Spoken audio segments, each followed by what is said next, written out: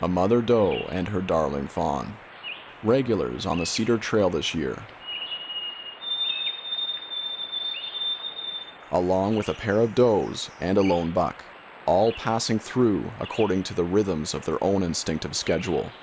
But it is these two that I am most keenly aware of, especially the fawn, which has a tendency to tug at my heartstrings. Almost seems too delicate for the wilderness into which it was born, its gentleness exceeded only by the sharpness of the teeth which pined to devour it. It wasn't many seasons ago that this tract of woodland saw more coyotes than it did deer. Although nature is designed to work in balance, the fur-fanged packs had been busy upsetting the scales, and the deer population suffered as a result. But as we too have become regulars on the trail, the coyotes, uncomfortable with no longer being the apex species in the area, have mostly opted to rove elsewhere. And so this trail, once populated with paw prints, is today embossed mostly with cloven hoof, and the occasional pair of boot prints. Of course, I understand that coyotes need to eat too, and I also appreciate that they play a needed role in the balance of things. In fact, I admire them in many ways, but I'd be lying if I said I wasn't rooting for the fawn and its mother. Okay. Yeah. Today, my dad and I will be sheathing the right side of the roof, which is something I am eager to complete so that I can begin building the dormers over the loft.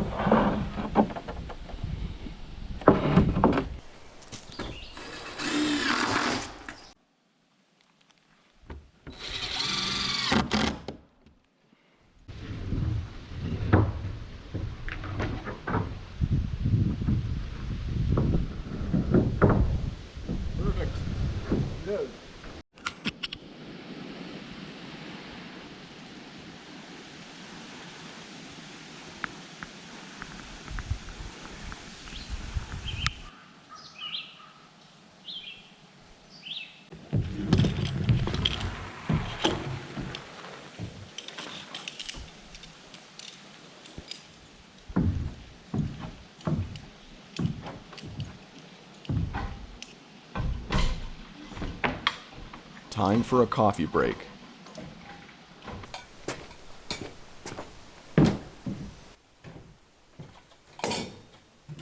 I'd like to thank Trade Coffee for sponsoring today's episode. When I go scouting, people often ask me what I carry in my backpack, which is usually my axe, hunting knife, felling wedges, fire steel, water, coffee kettle, and coffee. If I have those items on me, I can survive just about anything. Anyway, you can imagine my excitement when I first learned about Trade Coffee. Like me, do you struggle to find quality coffees at the grocery store? Trade solves this problem by connecting you to new coffees from the nation's top roasters. Trade matches you to your own personal selection of coffee and conveniently delivers it to you. This is how Trade works. Step 1. Take the quiz. Tell Trade how you like your coffee and they will curate matches just for you. Step 2. To your door. Choose your delivery frequency and it'll appear at your doorstep fresh from the roaster. Step 3. Rate and repeat. Rate your matches so Trade can continue to delight you with coffees you'll love. The first 100 viewers who click the link below will get 30% off their first bag when they sign up. Free shipping included.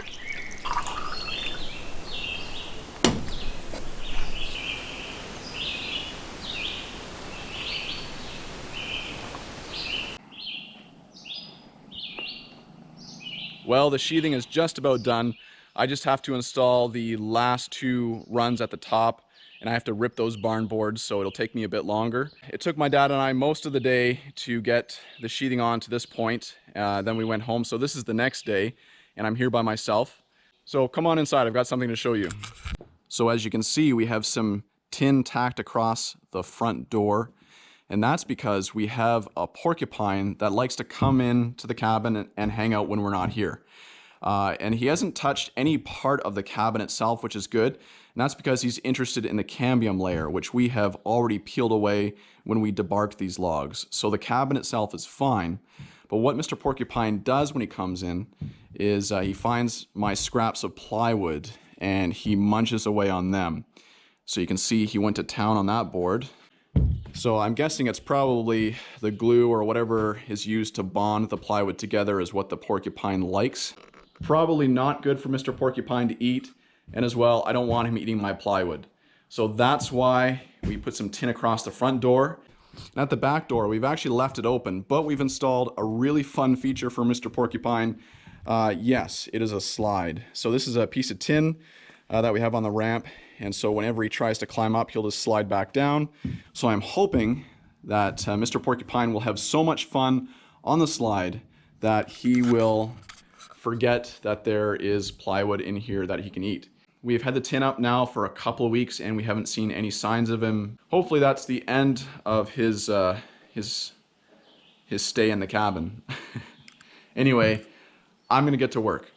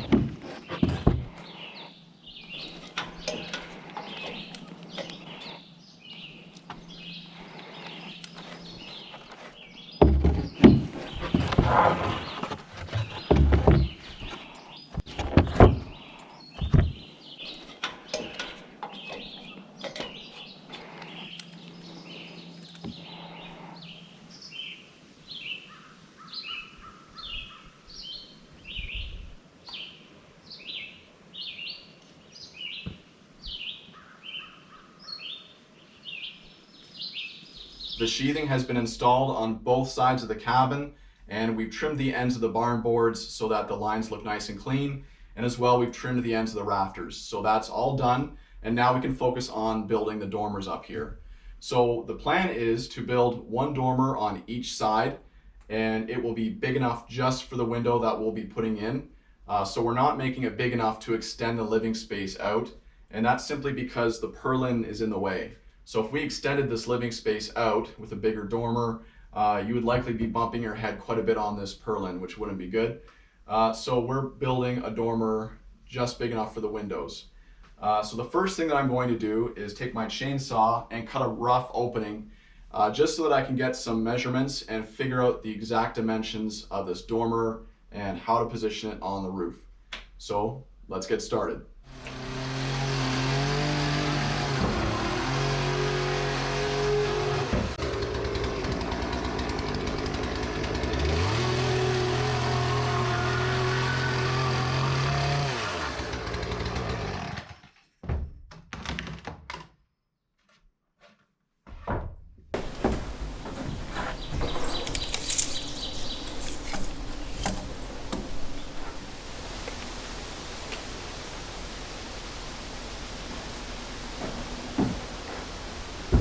Okay, now that the rough opening has been cut, I'm going to be using this purlin as my anchor point that I can hook onto with my harness before stepping outside.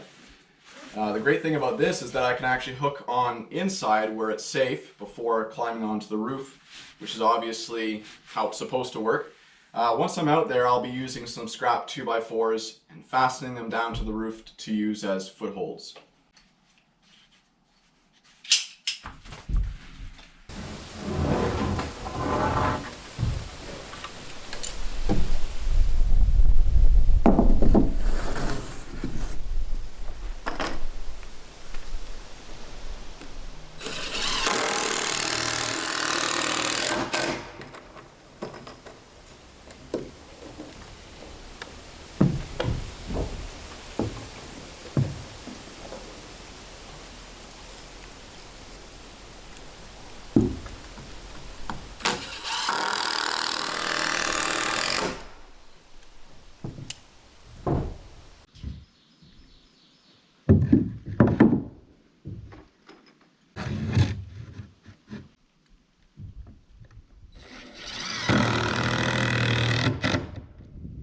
After calculating the dimensions of the dormer, I began by making some dimensional lumber on the sawmill.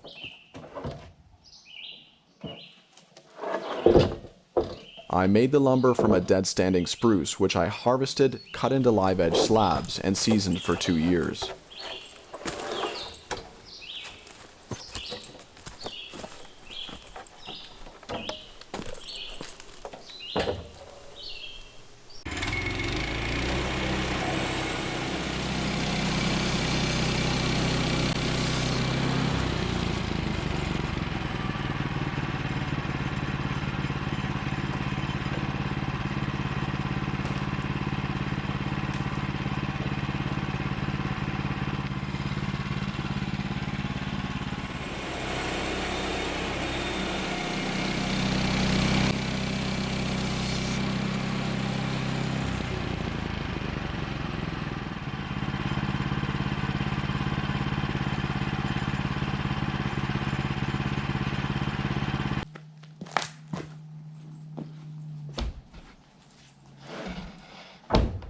I'm just about ready now to start framing the dormer. But before I do that, I need to get an angle from the roof. So I'm going to do that from the inside, and I'll be using this board as my pattern. I'm just going to rest it against the bottom side of the rafter, and then I'm going to be putting the level up here and making sure that it's vertical.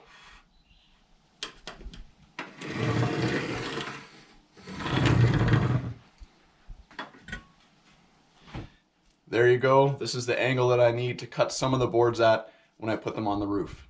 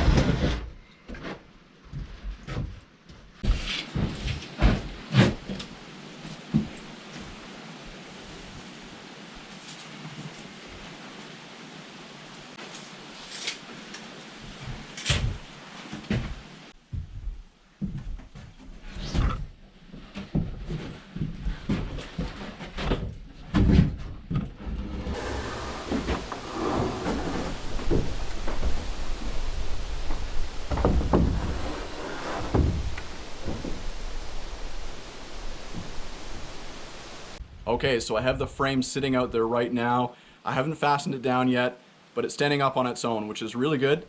That means the pattern that I made for all the angles this morning is accurate. But right now I'm going to take my level out and see just how vertical it is.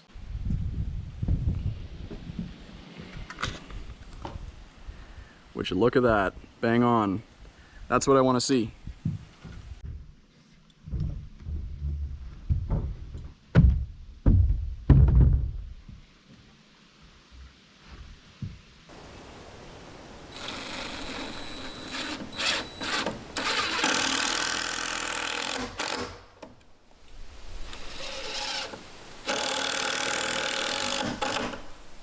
The day was nearing its end, but before calling it quits, I wanted to see how the ridgepole fit.